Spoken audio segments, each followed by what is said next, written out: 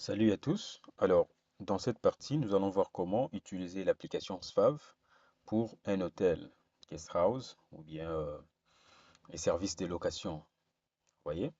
Alors, pour ça, voici l'interface. C'est comme ça que ça va apparaître. Alors, la première des choses, on va enregistrer, c'est les catégories. Donc, on va se rendre sur catégories. Là, j'ai déjà enregistré des catégories, mais pour vous, c'est sûr que ça sera vide. Vous vous rendez ici sur le bouton plus. Et puis, vous ajoutez la première catégorie, par exemple, appartement. Et puis, vous cliquez sur ajouter. Voilà, catégorie appartement, il est là. Je peux ajouter un deuxième, dans une deuxième catégorie. Je peux dire, par exemple, chambre, comme ça. Et puis, j'ajoute. Voilà.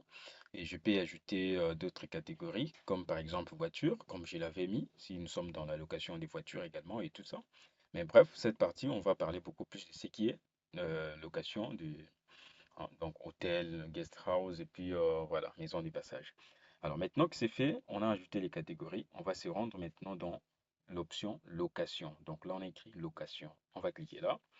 Et puis, nous allons ajouter maintenant le bien. Par exemple, les chambres ou les appartements ou des maisons que nous faisons louer. Là, on va cliquer sur plus. Et puis, nom du bien, on pourra nommer par exemple chambre A, par exemple. Comme ça. Valeur, ici, l'idée, la valeur, c'est donc vous estimez cette chambre-là représente combien en termes d'argent. Si vous vendez ça, vous devrez avoir combien parce que le système va vous aider à faire la sommation, le calcul de tous vos biens, ça représente combien.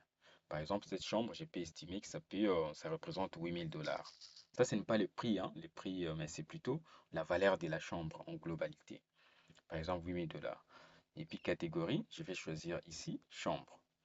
Et ensuite, composition, je peux mettre cette chambre, ça contient par exemple la télé. Voilà, télé, je peux dire lit. Vous voyez, je peux dire par exemple table. Donc là, vous mettez la composition, les choses qui se trouvent dans cette chambre-là. Et puis maintenant, ici, vous mettez le prix.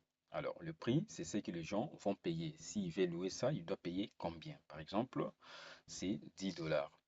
La TVA, si vous ne l'utilisez pas, vous laissez. 10 ici, c'est en dollars, hein, donc selon ce que vous pensez. Si c'est en francs, si vous aviez configuré votre compte en francs, vous mettez la valeur par rapport au franc. Et puis ici, la fréquence de location, voilà, vous mettez si c'est par heure, si c'est par jour, si c'est par mois ou si c'est par année. Par exemple, c'est 10 $ par heure. Donc si c'est une chambre, donc voilà, pour les passages, on dit par exemple 10 $ par heure. Et ensuite, on va cliquer sur ajouter. Voilà. Là, vous voyez qu'il y a une chambre, donc chambre A, que nous avons ajoutée. Nous pouvons ajouter un deuxième, donc on va cliquer toujours sur plus. Et puis, nom du bien, on va mettre par exemple, voilà, chambre 3, enfin chambre 02. Et puis valeur, on pourra dire par exemple 5000. Voilà, et puis ici, on va choisir catégorie chambre, composition. Voilà, on met la composition comme je viens de montrer. Les prix, on peut dire par exemple, c'est pour 10 $ par jour. Donc voilà. Et puis fréquence, on met jour. Ça veut dire 10 $ par jour. Et puis on clique sur ajouter. Voilà. Et ensuite, on peut continuer pour ajouter un troisième. On va dire là, par exemple, chambre 03. Valeur, on peut estimer 5000. Catégorie, on va choisir toujours chambre. Composition, on dirait par exemple, voilà, vous mettez les compositions là, ce qui se trouve dans cette chambre en question. Et ensuite ici, vous mettez son prix, disons par exemple 500 TVA, on met 0. Fréquence de location, disons par exemple par mois. Donc là, la personne paye par mois. Donc bref, on ajoute. Alors ici, nous avons les différents, vous voyez, les différents biens que nous avons à notre disposition. Alors maintenant, admettons que les clients veulent venir ici. Vous voyez, dans location, ça nous montre 1800. 1800 ici. Ça représente en fait la valeur totale de nos chambres. Celui-là, on avait mis à 5000, l'autre c'était à 8000. Donc la valeur totale de tous nos biens, ça représente autant. Donc si vous avez 10, 20, 50, 100 appartements, là vous renseignez valeur, ça va vous dire donc à combien représente tous vos biens. Alors maintenant, si les clients viennent et souhaitent occuper cette chambre pour 2 heures par exemple, je prends le cas de celui de chambre A, on va cliquer sur ça. Et puis ici, on va renseigner les informations des clients. par exemple son nom, son numéro de téléphone, etc. Si les clients ne veulent pas donner ces informations, vous pouvez mettre simplement un trait. Et puis, vous pouvez mettre ici son numéro de téléphone. Vous mettez, donc, vous laissez ça vide. Vous mettez un espace ou un trait, comme vous voulez. S'il donne ces informations, vous saisissez. Nombre d'heures. S'il souhaite occuper cette chambre pendant 2 heures, par exemple, on met là 2, comme ça. Et puis, date de débit. Donc, s'il souhaite occuper ça aujourd'hui, on met la date là. Et puis, l'heure à laquelle il débite, donc c'est 12h40. Ce qui veut dire qu'il va faire 12h40 jusqu'à 14h40, normalement selon les calculs. Et puis ici, là, on a écrit garantie applicable. Donc pour les chambres, vous n'avez pas besoin de ça. Et puis vous cliquez sur enregistrer. Voilà. Ça va donner la possibilité d'imprimer la facture et ça va dire les clients doivent payer pour 2 heures, il doit payer 20 $. Donc c'est ça. Et puis vous imprimez cette facture pour les clients. Les systèmes montrent également le début. Donc début c'est à 12h40 et fin c'est 14h40. Donc voilà. Que ce soit pour la location des voitures par exemple, vous pouvez mettre la même procédure. Vous mettez les nombres d'heures que la personne souhaite louer, etc. Si vous le faites louer par heure. Nous avons également prévu par jour et par mois et par année. On va voir tout ça. Donc bref, là, les clients donnent l'argent à la caisse, on imprime la facture et c'est comptabilisé. Donc voilà. Alors pour cette opération, c'est comptabilisé et cette chambre, vous allez voir que ça va indiquer en bleu. En bleu là, ça veut dire que c'est occupé. Donc il y a déjà quelqu'un à l'intérieur. Et ici, dans vente, vous voyez que ça nous montre ici, c'est 20 $. C'est-à-dire on a réalisé 20 $ aujourd'hui pour jusque-là. Alors, admettons que le deuxième client souhaite occuper la chambre 0D. On va venir là, dans chambre, on clique, on va faire la même chose. On va mettre les noms de la personne, s'il souhaite. Je vais dire par exemple Michel, renseigner son numéro de téléphone, s'il vous donne. Sinon, vous mettez le trait comme j'avais fait précédemment. Le nombre des jours. Alors, admettons qu'il souhaite occuper la chambre pendant des jours, comme ça. Et la date de débit, vous mettez, admettons qu'il va débuter aujourd'hui. Et puis ici, c'est seulement la date. Et puis vous cliquez sur enregistrer. Voilà. Le système va donner la possibilité d'imprimer les reçus, y compris les informations de la date de début et les dates de fin. Voilà. Donc vous allez bien voir qu'en ce qui concerne notre comptabilité ici, si on fait retour, vous allez voir que nous avons déjà enregistré 40 $ aujourd'hui. Alors, si on veut voir ces rapports-là en détail, on va aller dans Vente, et puis on clique sur les 3 points qui se trouvent là, et puis un rapport des ventes. Vous cliquez là, vous mettez par exemple du premier, enfin du 17 au 17, et puis ici rapport détaillé, je mets nom par exemple, caissier, je choisis tout, et puis je clique sur afficher. Voilà, ça va m'afficher en fait les détails des opérations que nous avons fait, qui nous ont fait 40 $ jusqu'à présent. Alors là, c'est dans les cas où les clients, et je peux également partager ces mêmes rapports par WhatsApp. Donc, je vais cliquer sur partager. Et puis, j'ai choisi WhatsApp. Et puis, je mets le nom de la personne et tout ça. Donc, je mets ça comme ça. Puis, je vais envoyer par WhatsApp à ces messieurs. Voilà. Voilà. Et puis, je l'envoie. Donc, ça va me donner la possibilité d'envoyer ces rapports par WhatsApp. Vous voyez? Donc là, il peut consulter ça et puis visualiser. Donc, en gros, vous pouvez soit visualiser directement ou tout comme vous pouvez partager. Voilà, là, c'est la procédure pour faire occuper les chambres et encaisser de l'argent par rapport à ce que les clients payent. Alors, il y a également par mois. Donc, par mois, là, par exemple, si vous faites lever également par mois, là, on vient là, on clique, vous renseignez les informations des clients, disons par exemple Joseph, et puis son numéro de téléphone. Là, c'est dans le cas de location normale, hein. Nombre de mois.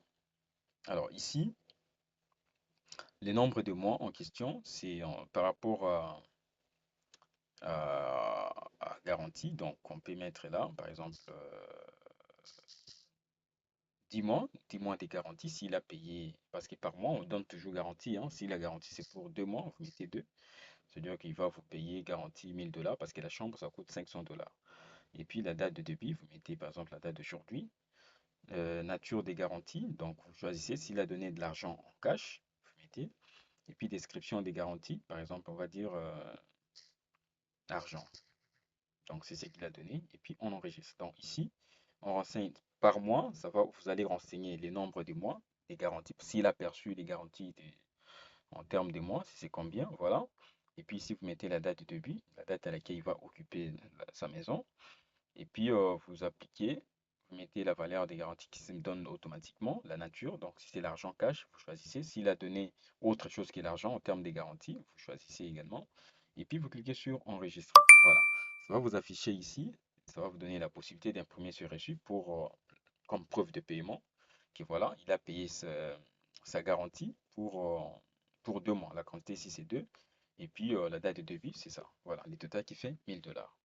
Donc là, c'est pour occuper la chambre en termes de mois. Donc nous avions vu par heure, par jour, par mois. Alors si dans la mesure où vous faites pas par heure, vous utilisez par jour et ainsi de suite. Alors si dans votre enclos, dans votre entreprise, en plus de tout ça, vous proposez également par exemple les salles pour les événements, les salles de conférences, les salles de mariage, etc. Ou si vous avez d'autres services annexes, ou si vous vendez même également d'autres produits ou services, alors là, vous allez ajouter ça dans Produits. Donc, je clique dans Produits, et puis ici, je vais cliquer sur le bouton plus, et puis dans Nom du produit ou service, je vais dire par exemple salle de fête. Voilà, salle de fête, mariage. Par exemple, nature, je choisis service, et puis catégorie, vous choisissez une catégorie. Vous devriez d'abord au préalable ajouter cette catégorie-là. Moi, je vais prendre une catégorie ici. Je vais dire par exemple divers. Coût de revient. Ici, vous mettez le prix que la personne doit payer. Admettons que c'est 100 $. Vous mettez 100. Et puis prix des ventes, vous répétez. C'est toujours le même montant dans 1000 $, comme je l'ai mis. Et puis à la fin, vous descendez, vous sautez tout le reste des champs. Vous cliquez sur enregistrer. Voilà. Donc, vous allez voir qu'il y a un produit ou un service que nous avons ajouté qui est salle de fête. Nous pouvons ajouter également, si en plus de ça, nous avons encore un petit bar où il y a des boissons, des nourritures, etc. On peut également l'ajouter. Donc, on va venir toujours ici. On peut mettre là, par exemple, Coca. Si nous avons également ça que nous vendons à nos clients, on va choisir produit. Et puis, catégorie, on va mettre boisson. Donc, comme toujours, il faut enregistrer les catégories au préalable dans l'option catégorie qui se trouve au tableau des bords. Coût de revient, admettons un Coca, on l'achète à 1 $. Et puis, prix de vente, admettons, nous le vendons à 3 $. Quantité actuelle dans les stocks, vous mettez 0 pour le moment. Je vais vous montrer comment ajouter les stocks. Et le reste des champs, vous laissez vide. Quantité minimum à risque, c'est pour vous avertir lorsque les produits restent 2 pièces par exemple, que le système puisse vous afficher une notification. Là, je vais mettre 2. Et puis, je clique sur enregistrer. Alors, ça me dit ces produits existent déjà. Je peux dire Coca Petit. Euh, voilà, comme ça. Et puis, je clique sur enregistrer. Voilà. Donc, le produit est enregistré. Vous pouvez le faire pour autant de produits et services que vous proposez. Vous les enregistrez ici. Alors maintenant, lorsque la personne veut occuper la salle de fête, par exemple, on va aller seulement dans Vente. Et puis, la salle de fête est là. Vous cliquez sur ça une fois. Ça veut dire que la personne a pris la salle de fête. Ce qui va le faire, euh, ce qui va le faire 1000, voilà, 1300. Je ne sais pas si j'avais appliqué la TVA ici. Mais bref, ça va normalement vous afficher ici la valeur totale. Voilà, c'est 1000 $. C'est ça ici. Voilà. Et puis, vous venez ici, vous cliquez sur ça, et puis vous cliquez sur terminer pour pouvoir valider. Vous pouvez mettre là les informations des clients, celui qui a réservé cette salle. Vous dites par exemple Michel. Voilà. Et puis, vous mettez là les montants payés. Si il a payé 1000 $ cash, vous mettez 1000 $.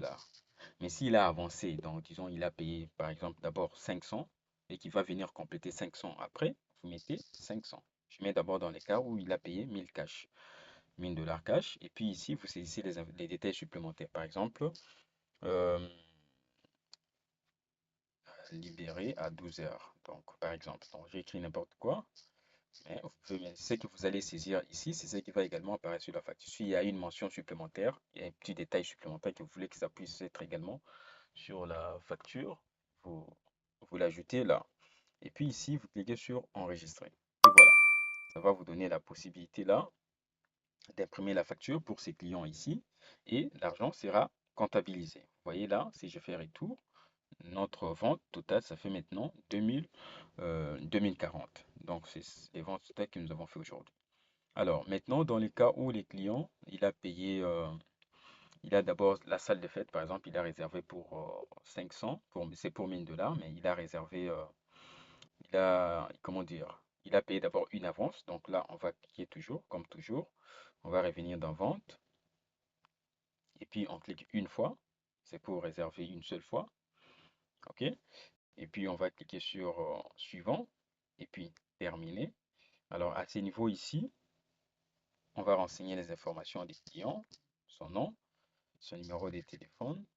Dans montant payé, s'il a avancé 500, on met 500 comme ça. Et puis, on clique sur enregistrer. Voilà. Le système va vous montrer ici, dans sa facture, les totaux qu'il devrait payer, ce qu'il a payé et ce qu'il lui reste à payer. Et ici, ça donne le détail de cette facture en question, de ce qu'il a, des services qu'il a sollicités.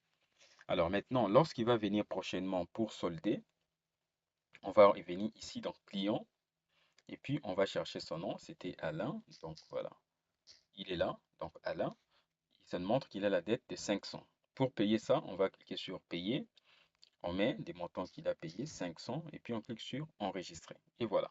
Ça va nous donner également la possibilité d'imprimer ses reçus pour dire qu'il n'a plus de dette. Donc voilà en gros comment vous pouvez gérer votre hôtel avec l'application SFAV en configurant les chambres ou les appartements ou les maisons que les gens vont occuper. Donc ici, automatiquement, quand on va arriver à la fin, ça va changer. Admettons que si pour cette chambre et que la personne, il a déjà libéré, mais avant l'heure, vous cliquez seulement sur ça, comme ça, et puis vous cliquez sur clôturer. Ça veut dire que cette personne, il a déjà quitté, la chambre est restée vide. Donc, si longtemps que c'est encore bleu comme ça veut dire que c'est occupé.